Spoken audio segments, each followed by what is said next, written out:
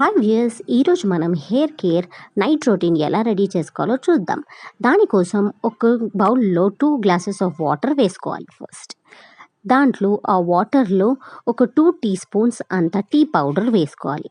Next దీంట్లో ఒక 10 to 12 అన్ని లవంగాలు, నెక్స్ట్ ఒక 2 టేబుల్ స్పూన్స్ ఆఫ్ మెంతులు వేసుకోవాలి.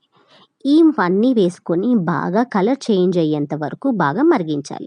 ఇది మరిగిపోయిన తర్వాత స్టవ్ ఆఫ్ చేసుకొని చల్లగా అయిన తర్వాత ఒక స్ప్రే బాటిల్లో దీన్ని స్టోర్ చేసుకోవాలి. ఇది నైట్ టైంలో మన హెయిర్‌ని పాయలు పాయలుగా తీసి మొత్తం అంతా స్ప్రే చేసుకొని బాగా మసాజ్ చేసుకోవాలి. స్కార్ఫ్ పైన ఉన్న డస్ట్, ఏమైనా ఇన్ఫెక్షన్ లాంటివి ఉన్నా అన్నీ పోతాయి దీనివల్ల.